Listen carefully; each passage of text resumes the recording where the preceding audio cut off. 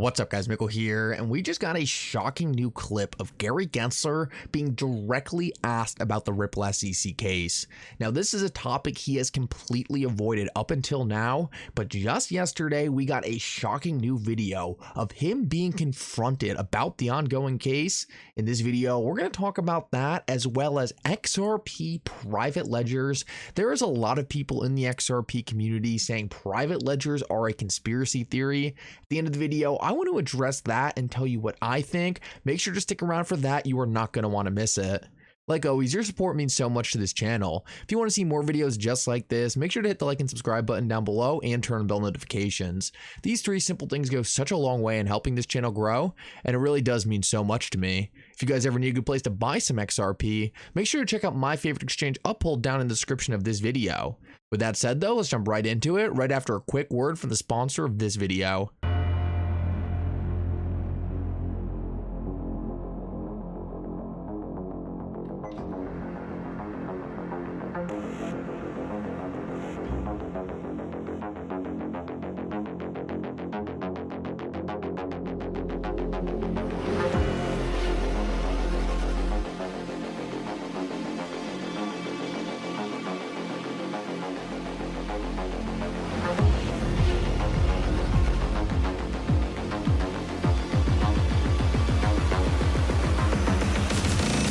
Void. So my new camera finally came in. I hope you guys are enjoying the upgrade to the channel. I think it looks really good. I think the mic is sounding better too. So hopefully you guys enjoy that. Let's jump into the video though, and I want to start off with something pretty shocking. Now, I'm not sure if you guys know, but right now there's actually ETH Denver going on right now. It's essentially an Ethereum conference going on in Denver, and I just saw this video that came out of this thing, and this is one of the cringiest things I have ever seen. Take a look at this. I guess this is some performance they were putting on at ETH Denver, and I have no idea what this is, but it is so cringy.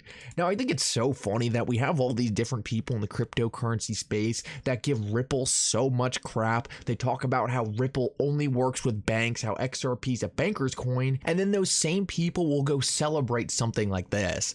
I mean, people are literally cheering in the background for this horribly cringy performance, and then those same people will have the nerve to come at Ripple and say, oh, it's some centralized project, it's a scam, XRP doesn't have any utility. At Ripple conferences or at Ripple Swell conference, they have central bankers talking, they have Federal Reserve officials talking, they have members of the Treasury talking, and they are actually talking about how XRP's utility can change our financial system. They don't have silly little cringy dances, and I think it just really speaks to the level of sophistication of investors behind both projects. People who are buying XRP are buying utility. They're buying a project that can fundamentally change our entire financial system, and they're not looking for childish little performances like this. I mean, the fact that anyone would be excited about this or see this as something that's beneficial to the community, I just don't understand it. People in the cryptocurrency community look at Ripple's professionalism and try to turn it into a bad thing, and for me, that's just completely absurd. I look at Vitalik and I look at someone like Brad Garlinghouse, and I don't even put them on the same stage. Yes, Vitalik is a great developer. I'm not going to take that away from him, but at the end of the day, you just look at someone like Brad Garlinghouse. He is dressed to fit the part, and that's why he's taking all the meetings with central bankers. That's why the most powerful government officials in the fintech space want to work at Ripple. In my eyes, there's absolutely no comparison, and that's why the adults at the table are investing into XRP. That's why we know that XRP is just on a whole nother level than these other cryptocurrency projects.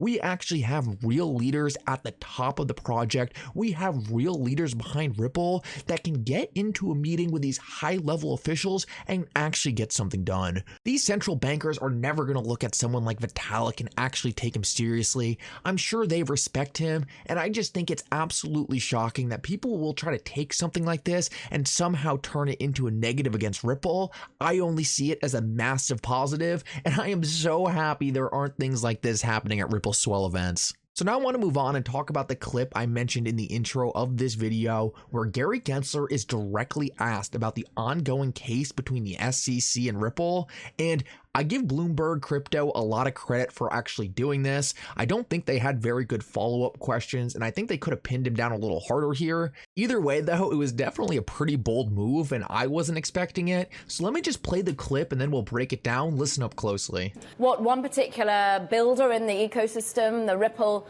founder, had to say a little bit earlier, if you could just take a listen. The SEC is kind of playing offense and attacking the whole industry. This is not a healthy way to regulate an industry. Your regulation through enforcement, as opposed to what we're seeing in other countries where they're doing the work, right? They're codifying, they're creating a framework that allows an industry to grow while protecting consumers. And I think that's really what the U.S. is lagging. Now, Chair Gensler, I'm pretty sure you might say, well, look, a founder in that sort of business might be saying this, but what about some of these players? Like we've spoken to many who've perhaps been part of previous administrations who are now, advisors to some of these companies and worried a little bit about the holistic nature of really trying to regulate and worried that it is more about enforcement rather than the rules of the road at the moment. Caroline, there's nothing incompatible crypto and our securities laws. Our securities laws were brought about to protect the investing public against fraud and schemes and manipulation. And it was through this idea of full, fair, and truthful disclosure, registering with the SEC when you're raising money from the public and the public's anticipating a profit. It's pretty straightforward, actually common sense approach to helping the public in investing. So this broad field, we have one goal at the SEC is for them to come into compliance, whether it's the tokens, that's basically people raising money or offering these tokens. And it's also what I'll call the storefronts, but they can call themselves crypto exchanges or lending or staking as a service or other intermediaries to come into compliance. You've set out the goal there. And what I want to ask you about is the results of your actions. You have asked a number of names in the crypto industry to register their products with the SEC. Very few have, in particular those that are most known to us, the bigger names in the industry. Why are they not acting on your requests? Well, the law is the law, and they need to come in and properly follow the laws, and we will work with them to do that. So as you can tell, Gary Gensler is a master at dodging questions. The fact of the matter really is these other jurisdictions, as Brad Garlinghouse said in the beginning, are creating new rules because the securities laws we have right now don't work. These companies in the cryptocurrency industry are telling us, we want to register with the SEC, but it's impossible. There's no form to fill out, and these forms are not applicable to cryptocurrency companies. Gary Gensler completely ignores this. All he says is come in and register because he wants them to come in, tell him about their business so he can sue them later down the road. It's exactly what happened with Ripple, and it's exactly what happened with Library. If Gary Gensler wanted these companies to come in and register, he wouldn't be suing the good players and letting the bad players run rampant. Ripple came in and talked to the SEC and they got sued. Library came in and talked to the SEC and they got sued. FTX came in and talked to the SEC and they were allowed to have a free pass to our financial system. Gary Gensler has no interest in helping the good players, and that's why he refuses to update the laws to make sure these cryptocurrency companies can come into compliance. Gary Gensler makes it sound like this is all about protecting investors. It is clearly not, and that could not be more obvious by everything we have seen play out over the last couple months. And I want to finish this video off and very quickly talk about private ledgers. I wanted to spend a little more time on this, but unfortunately, I'm kind of short on time. This video is getting long, so I want to just quickly run through it. I have seen so many people in the XRP community come out and say private ledgers are a conspiracy theory. They don't exist. What I want to show you is right here, Anthony Welfare, who is the head of Ripple's CBDC plan, is literally saying that their CBDC technology is based upon private XRP ledger technology. What we see right now is that Ripple is using private ledgers to set up central bank digital currencies, and Ripple is currently working with more than 20 central banks. Now, unfortunately, we don't have the exact details on how these central banks are using the private ledger. We don't know if they are using some different form of XRP. We really just don't have a lot of information about what's going on here.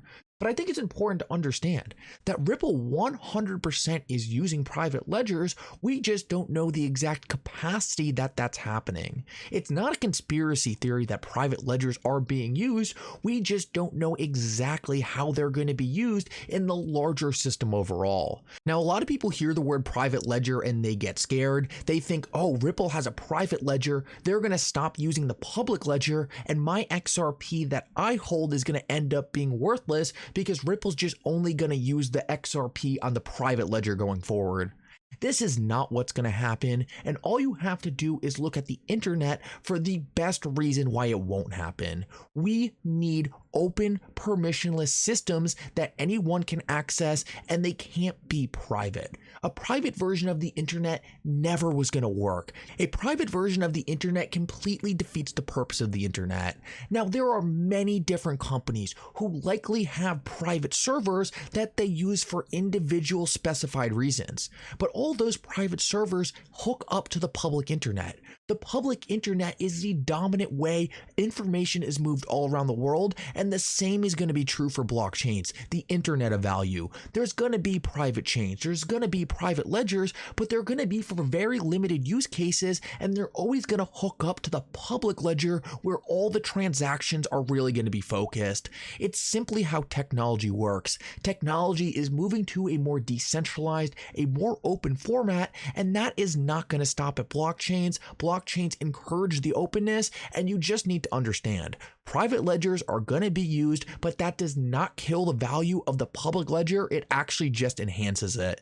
Anyway, thank you so much for coming. I hope you enjoyed this update. If you did, make sure to like and subscribe. It really does mean so much. And for now, Mickle out.